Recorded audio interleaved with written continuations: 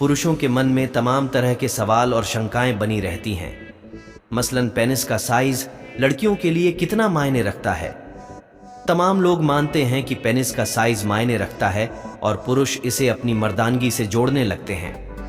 हालांकि जो चीज वास्तव में मायने रखती है वह है पूरे सेक्सुअल एक्सपीरियंस की संतुष्टि। अगर किसी पुरुष के पेनिस का साइज 6.3 या 6.4 इंच नहीं है तो उसे चिंता करने की जरूरत नहीं है। उनके लिंग का औसत साइज 4.2 इंच हो तो भी काफी है। इसकी वजह यह भी है कि यह रिसर्च दक्षिण एशियाई महिलाओं पर नहीं हुआ था। बता दें कि उत्तरी अमेरिका की महिलाएं इसमें शामिल थीं। सेक्सपर्ट की राय यह है कि आपके लिंग का जो भी साइज होता हो वो वैसा ही सही होता है, इसलिए बिल्कुल भी तनाव न लें। सबसे ज्यादा ध्यान फोरप्ले करने पर दें, जो कि आपकी पार्टनर की संतुष्टि में बहुत मददगार है। क्या कोई उपाय है जिससे साइज कम से कम कुछ इंच बढ़ सके, या फिर कोई दवाई हो जिसकी मदद से साइज को बढ़ाया जा सकता हो? दरअसल मुझे डर है कि जब मैं शादी कर लूंगा तो ये साइज मेरी पत्नी को खुश करने के लिए अपर्याप्त होगा। इस सवाल पर भारत के प्रख्यात सेक्सपर्ट कहते हैं कि साइज को बढ़ाया नहीं जा सकता। एक महिला को संतुष्ट करने के लिए 4 इंच का पर्याप्त है। कुछ फोरप्ले स्किल्स के साथ आपको अच्छा प्रदर्शन करने में सक्षम होना चाहिए। आपके अंदर क्षमता होनी चाहिए देर तक टिकने की। अगर जल्दी निकल जाता है तो आप अंजीर और शहद अथवा फल में आप केला खा सकते हैं। 2 केले खाने से 10 मिनट ज्यादा टिकने की क्षमता बढ़ जाती है। आप रोज 2 या 4 केले खाए कम से कम 25 से 15 दिन तक। फिर आप पाने पार्टनर को आराम से खुश कर पाएंगे, कोई दिक्कत नहीं होगी। बस यही एक सही उपाय है। और आप लोग नशा तो बिल्कुल ही ना करें। कई महिलाएं ऐसी भी थीं जो इतने सारे विकल्प देखकर इतनी परेशान हो गई कि एक भी विकल्प नहीं चुन पाई। और 5 में से 1 महिला का कहना था कि उन्हें अपने साथी के शिश्न के आकार से कोई फर्क नहीं पड़ता। आय शिश्न और महिलाएं उनके बारे में क्या सोचती हैं के ऊपर और भी कई शोध किए जा चुके हैं। इस बारे में हुई स्विस रिसर्च से यह पता चला था कि आकार से ज्यादा महिलाएं इस बात पर ध्यान देती हैं कि शिश्न दिखने में कैसा है। महिलाएं और पुरुष मानव जीवन के परस्पर पूरक धुर हैं। किसी एक के बिना हम मनुष्य जीवन की कल्पना नहीं कर सकते हैं।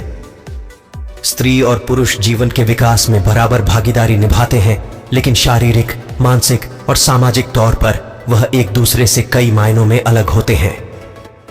महिलाएं जीवन के बहुत सारे स्तरों पर पुरुषों से ज्यादा महत्वपूर्ण और समझदार साबित होती हैं, वहीं कुछ मामलों में वह कमजोर दिखाई पड़ती है। आदिकाल से ही हम सब महिलाओं को मानसिक और शारीरिक तौर पर समझने की कोशिश करते रहे हैं। औरतों के दिमाग को समझने और उनकी शारीरिक क्षमताओं को जानने के लिए कितने ही रिसर्च और अध्ययन बहुत लंबे समय से किए जा रहे हैं। लोक मान्यताओं में एक कहावत है कि स्त्रीय चरित्र को समझना बहुत मुश्किल है। इस कहावत का अर्थ महिलाओं के मनोविज्ञान की जटिलता के बारे में बताता है। महिलाओं की आंखें पुरुषों से ज्यादा प्रकार के रंग देखने की क्षमता रखती हैं। एक स्टडी के अनुसार महिलाओं की आंखें पुरुषों से 20% ज्यादा कलर्स को पहचान सकती हैं। हम लोग अक्सर कहते हैं कि महिलाएं बातूनी होती हैं, ये सच है। अध्ययन बताते हैं कि औरतें एक दिन में पुरुषों की तुलना में लगभग 12,000 ज्यादा शब्द बोलती हैं। औरतें एक दिन में लगभग 18,000 शब्द बोल देती हैं, जबकि पुरुष केवल 8,000 शब्द तक ही बोलते हैं। एक रिपोर्ट के अनुसार महिलाओं का दिमाग बचपन में पुरुषों की तुलना में तेजी से विकसित होता है। इसी कारण से लड़कियां बचपन में लड़कों की तुलना में जल्दी समझदार और मैच्योर हो जाती हैं। शराब या अल्कोहल महिलाओं के शरीर को पुरुषों की तुलना में ज्यादा और तेजी से नुकसान पहुंचाता है। एक रिपोर्ट के अनुसार महिलाओं में अल्कोहल की वजह से लीवर से जुड़ी बीमारियां बहुत जल्दी से फैलती हैं। कहा जाता है कि हर सफल इंसान के पीछे एक महिला का हाथ होता है, और यह ज्यादातर सच भी होता है, लेकिन इसका उल्टा भी उतना ही सच मालूम पड़ता है। आज के समय में दुनिया की टॉप 20 अमीर महिलाओं में से अधिकतर महिलाओं की संपत्ति उनके पति या पिता से मिली हुई है।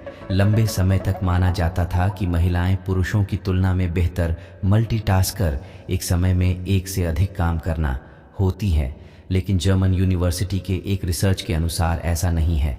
महिलाएं और पुरुष दोनों ही की कार्य करने की क्षमता एक से अधिक काम एक साथ करने पर घट जाती है। हमारी सामाजिक संरचना ऐसी है कि औरतें एक साथ बहुत सारे काम करती हैं और इसी कारण से इस बात को ज़्यादा बल मिला। हम भी अपनी ज़िंदगी में कई बार ये लाइन बोलते रहते हैं कि काश ऐसा होता, काश वैसा होता, ऐसा क्यों नहीं है, वैसा क्यों नहीं है। कंप्लेन करते रहते हैं, विश करते रहते हैं और ये सब सोच सोच कर हम अपनी लाइफ का टाइम वेस्ट करते रहते हैं।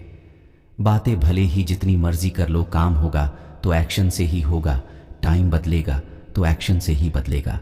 एक्शन मुश्किल हो सकता है लेकिन एक्शन से ही आपकी जर्नी की शुरुआत होती है। एक्शन ही आपको आगे लेकर जाता है। एक्शन से आपके गोल्स पूरे होते हैं। एक्शन से आपके रिग्रेट कम होते हैं। एक्शन से ही आपकी लाइफ में वो लाइफ आती है जो आप पाना चाहते हैं। सो आपको खुद को आदत डालनी होगी एक्शन की। जिंदगी जीने की तरीका उन्हीं लोगों को आया है जिन्होंने अपनी जिंदगी में हर जगह धक्का खाया है, जमाया है सर्द रातों में खुद को, तपती धूप में खुद को तपाया है।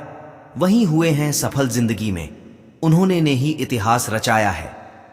इन पंक्तियों से स्पष्ट है कि बैठे बिठाए किसी को सफल होने के विचार मात्र से ही सफलता अर्जित नहीं होती है। इसके लिए कड़ी मेहनत और प्रयास करने की जरूरत होती है। जो लोग कठिनाइयों का सामना कर अपने जीवन की हर चुनौती से लड़ते हैं अथवा संघर्ष करते हैं, उन्हें अपने जीवन में सफलता जरूर हासिल होती है। वहीं सफलता एक बार में ही नहीं मिलती, तमाम प्रयासों के बाद ही लोग सफलता अर्जित कर पाते हैं।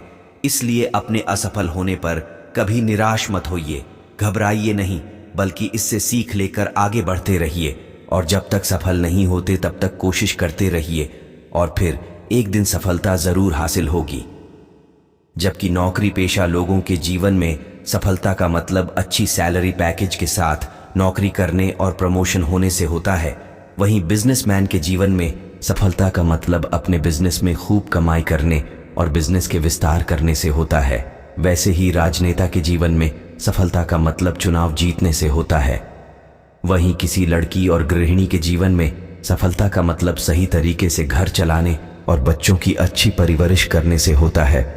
इसी तरह अभिनेता, खिलाड़ी, सरकारी कर्मचारी, डॉक्टर, इंजीनियर, साइंटिस्ट समेत सभी के जीवन में सफलता के अलग अलग मायने होते हैं, लेकिन इन सभी में एक चीज कॉमन होती है, जो है अपने लक्ष्यों को पूरा करने की और जीतने की इच्छा।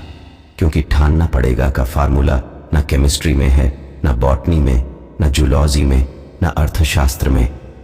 विश्व की किसी किताब में ठानना पड़ेगा का फार्मूला नहीं है। सबसे तेज कौन दौड़ा, तो पूरी दुनिया बोलती है जिसने बहुत तेज दौड़ने की प्रैक्टिस सालों से की होगी। अरे वह दौड़ा जिसकी टांगे नहीं थी क्योंकि पीछे मौत थी। विज्ञान कहती है कि 9 डेसिबल से ज्यादा दर्द अगर इंसान को हो जाए तो वह मर जाता है, पर गर्भवती मां अपने बच्चे को जन्म देते समय 12 डेसिबल तक दर्द सहन कर जाती है। जवाब नहीं है विज्ञान के पास। यह कैसे संभव है? यह कैसे हो सकता है? अविश्वसनीय है यह। ठानना पड़ेगा का उत्तर पूरी दुनिया के पास नहीं है और विश्व की किसी भी किताब में नहीं है।